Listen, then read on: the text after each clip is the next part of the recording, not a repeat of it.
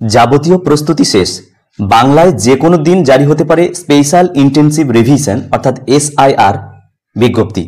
বৃহস্পতিবার রাজ্য মুখ্য নির্বাচনী আধিকারিকের দপ্তর অর্থাৎ সিইও অফিস থেকে দিল্লির জাতীয় নির্বাচন কমিশনের অফিসে এই মর্মে চিঠি গিয়েছে।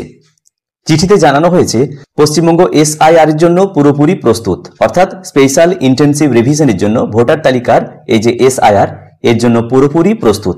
তাৎপর্যপূর্ণভাবে একই দিন আবার গোটা রাজ্যে একটি বিধানসভা বাদে 2002 সালের ভোটার তালিকার পূর্ণাঙ্গ প্রকাশ করেছে নির্বাচন কমিশন। সব মিলিয়ে এখন রাজ্যে এসআইআর এর ঘোষণা কিছু সময়ের অপেক্ষা মাত্র। কমিশন সূত্রে খবর, দিন কয়েক আগেই রাজ্যে এসআইআর প্রস্তুতি কোন পর্যায়ে রয়েছে তা নিয়ে পূর্ণাঙ্গ তথ্য তলব করেছিল নির্বাচন কমিশন।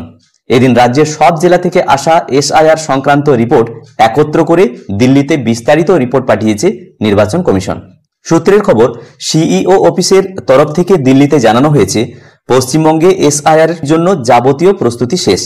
এদিকে এদিনই রাজ্যে 294টি বিধানসভা কেন্দ্রের মধ্যে একমাত্র কুলপি বিধানসভা বাদে 293টি বিধানসভা কেন্দ্রের 2002 সালের ভোটার তালিকা প্রকাশ করা হয়েছে।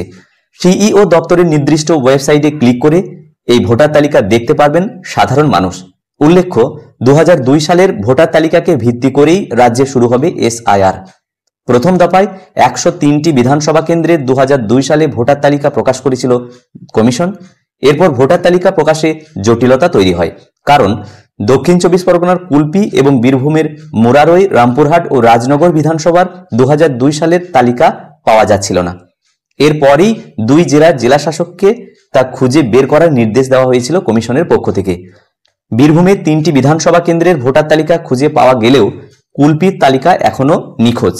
কুলপির ক্ষেত্রে একান্তই যদি 2002 সালের ভোটার তালিকা না পাওয়া যায়, সেই ক্ষেত্রে 2003 সালের খসড়া ভোটার তালিকার উপর নির্ভর করতে হবে নির্বাচন কমিশনকে। সুতরাং আসল কথা, যাবতীয় প্রস্তুতি শেষ। বাংলায় যে কোনো দিন জারি হতে পারে স্পেশাল ইন্টেন্সিভ রিভিশন অর্থাৎ ভোটার তালিকার এসআইআর বিজ্ঞপ্তি।